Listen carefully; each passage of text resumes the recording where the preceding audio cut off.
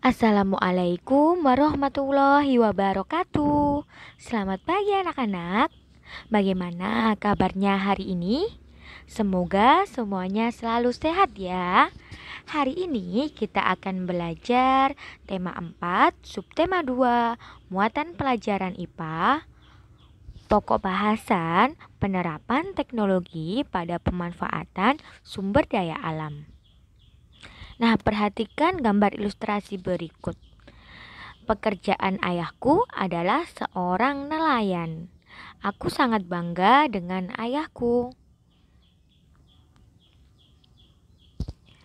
Setiap pekerjaan membutuhkan usaha dan keuletan, termasuk pekerjaan sebagai nelayan. Nelayan membutuhkan pengetahuan dan teknologi untuk mendukung pekerjaannya. Teknologi yang dibutuhkan yaitu teknologi untuk menangkap ikan.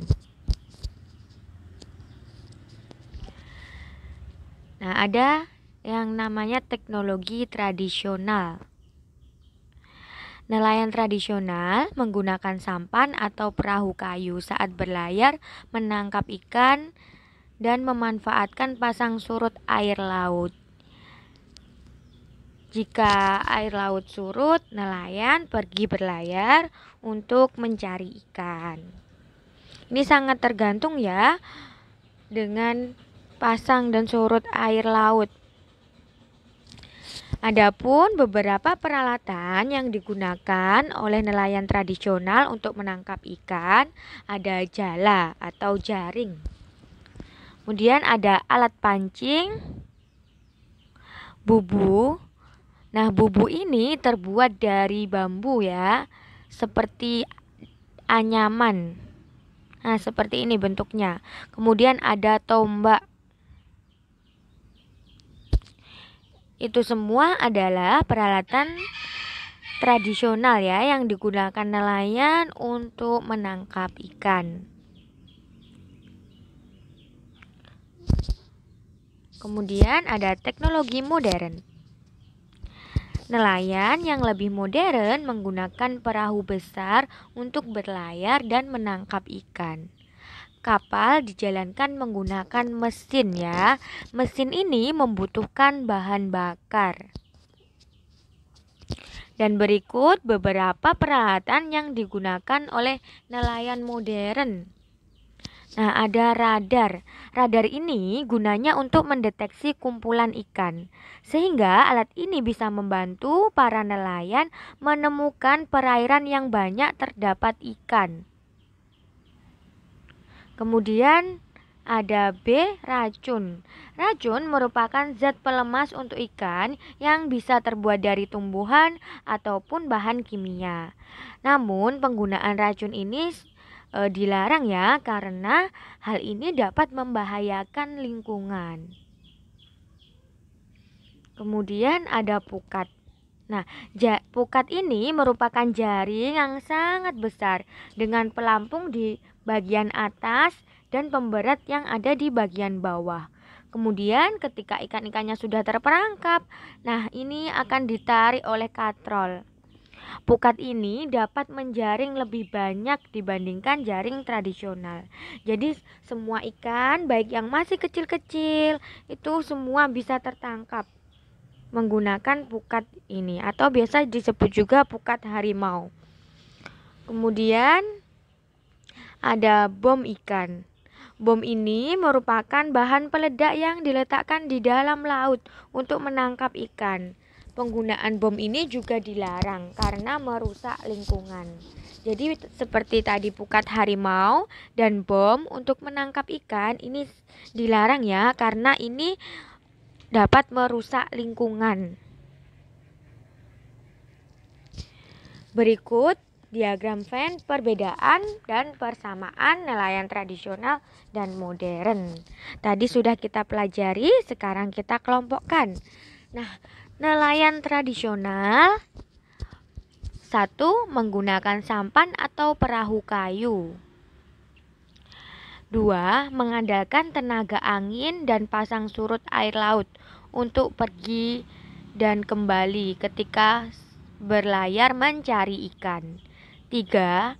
Jumlah hewan laut yang ditangkap lebih sedikit. 4. Membutuhkan banyak waktu dan tenaga. 5. Ini ramah lingkungan. Nah, ini jadi boleh dilakukan. Kemudian untuk nelayan modern, 1. Menggunakan kapal besar. 2. Mengandalkan mesin bermotor pada kapal. Nah, ini membutuhkan bahan bakar ya. 3. Jumlah hewan laut yang ditangkap lebih banyak. 4.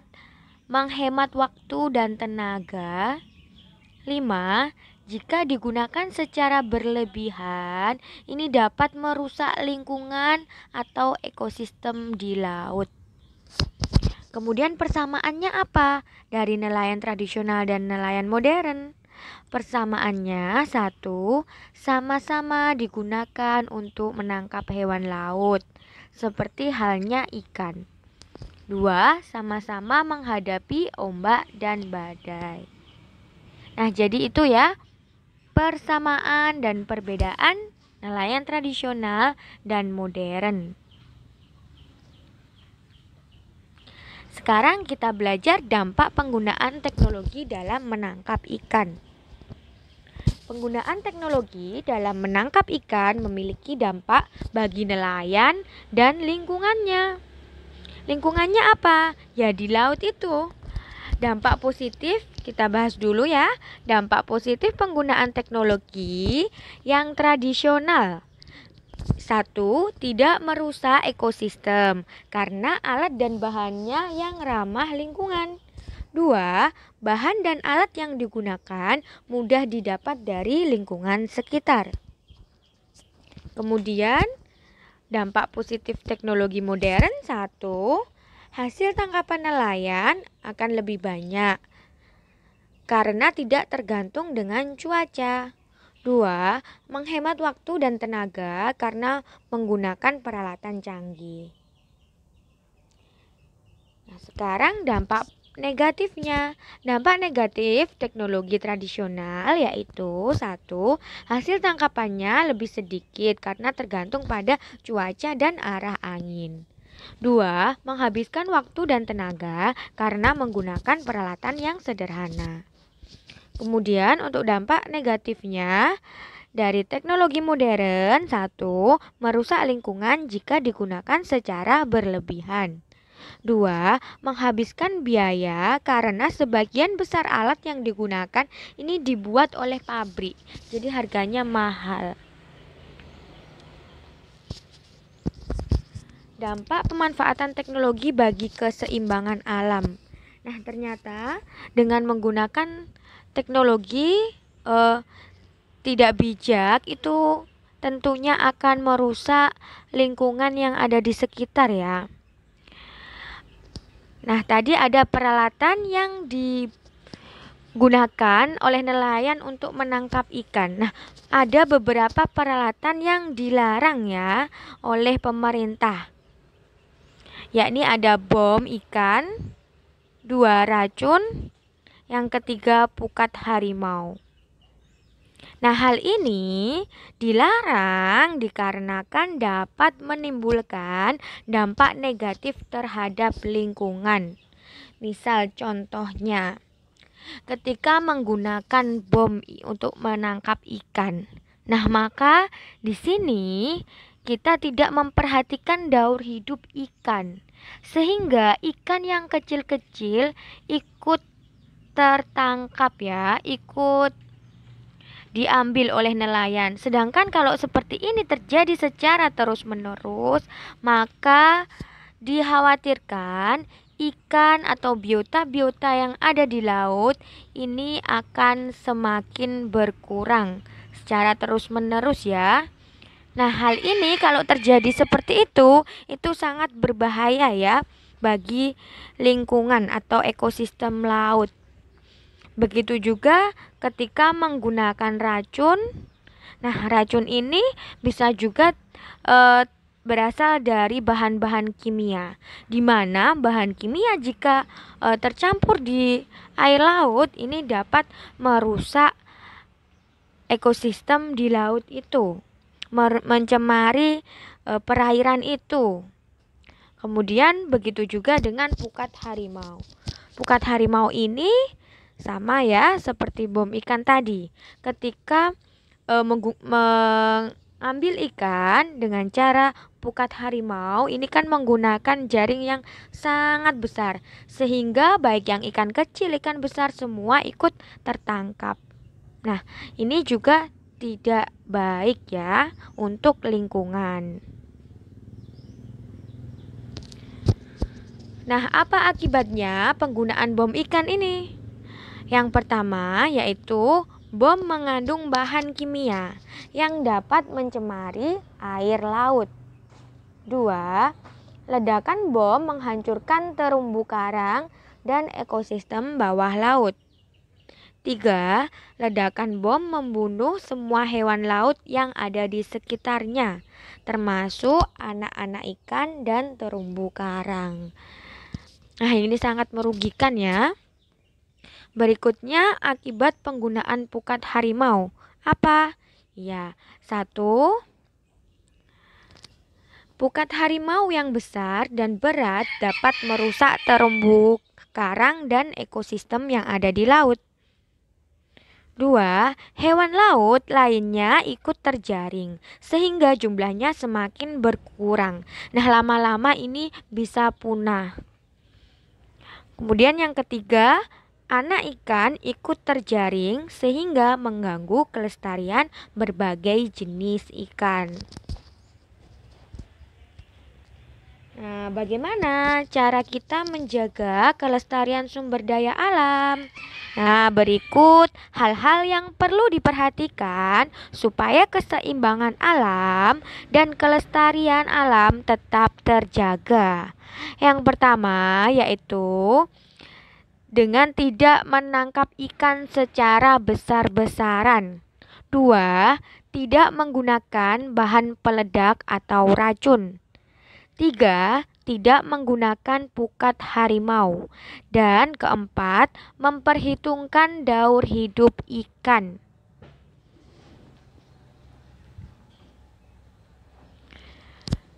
Berikutnya, pemanfaatan teknologi pada pemanfaatan sumber daya alam yang lainnya.